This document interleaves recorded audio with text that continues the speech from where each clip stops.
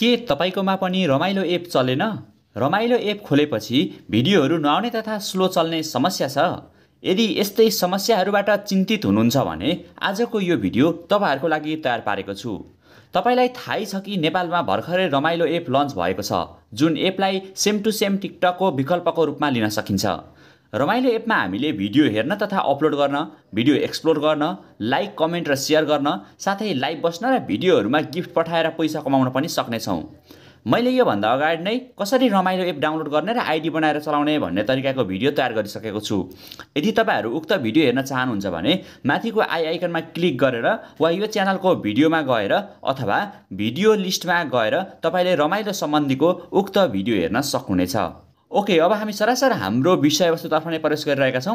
यदि तपाईहरु यस युट्युब च्यानलमा नयाँ हुनुहुन्छ र अहिलेसम्म पनि सब्स्क्राइब गर्नु भएको छैन भने अबका दिनहरुमा यस्तै इन्फर्मेटिभ भिडियोहरु प्राप्त गर्नको लागि यस युट्युब च्यानललाई सब्स्क्राइब गर्नुस् अनि सब्स्क्राइब गरेपछि छेउमा रहेको बेल आइकनमा प्रेस गरेर अलमा दबाउनुस्, जसले गर्दा यस च्यानलमा अपलोड हुने हरेक भिडियोहरु एकदम सजिलै प्राप्त गर्न सक्नुहुनेछ। साथै सबैजनाले भिडियोलाई पनि लाइक गर्नुस् अनि तपाईहरुले यसभन्दा अगाडिको रमाइलो एप डाउनलोड गर्ने र आइडी बनाएर चलाउने तरिकाको भिडियो हेर्नु भएको छ कि छैन त्यो पनि कमेन्ट गर्नुहोस्। रमाइलो एप तपाईले डाउनलोड गरेपछि यो एप चलाउँदा अहिले धेरै प्रयोगकर्ताहरूद्वारा स्लो चल्ने तथा भिडियोहरू नखुल्ने, पोस्टहरू गर्न नमिल्ने लगायतका विभिन्न समस्याहरू गुनासोको रूपमा आउन थालेका छन्। यसको समाधान के हो त र अब हामीले कसरी प्रयोग गर्दा चाहिँ यस्तो समस्या आउँदैन भन्ने कुरा जान्नुभन्दा अगाडि हामी जान्ने छौं कि यो समस्या के कारणले गर्दा हुन्छ त। केही दिन अगाडि मात्रै टिकटक बन्द भएपछि नेपालीहरुमा एक किसिमको निराशा उत्पन्न हुन थाल्यो।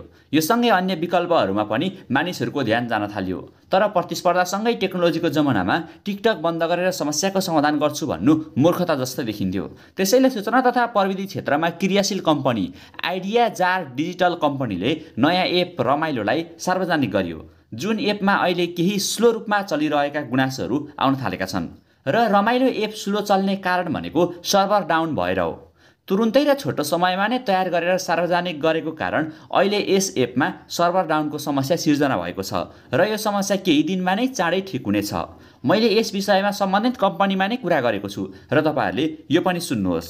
अहिले चाहिँ यो के भन्छ हाम्रो ट्राफिक चाहिँ एकदम हाई आयो कि, अनि त्यसले गर्दा चाहिँ सर्भर डाउन भएको हो, हाई ट्राफिकले गर्दा।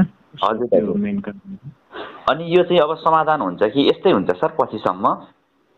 यो समाधान हुन्छ। यो अहिले हाम्रो टिम चाहिँ यो के भन्छ सर्भर माइग्रेसन गर्दै हुनुहुन्छ हैन। यो प्रिभियस जुन होस्टिङबाट चाहिँ अब नयाँ सर्भरमा चाहिँ हामी डाटा ट्रान्सफर गर्दैछौँ। यो केही दिनमा समाधान हुन्छ अनि नर्मल्ली राम्रै वेमा चल्छ सर। तपाईहरुले सुनि नै सक्नुभयो कि के कारणले गर्दाखेरि स्लो चलेको हो र समस्याको समाधान हुन्छ कि हुँदैन भन्ने कुरा। त्यसैले अब हामीले यो एप डाउनलोड गरेर आफ्नो आइडी बनाई भिडियोहरू हालेर आफ्नो फलोअर्स बढाउँदै गर्न सक्नेछौँ।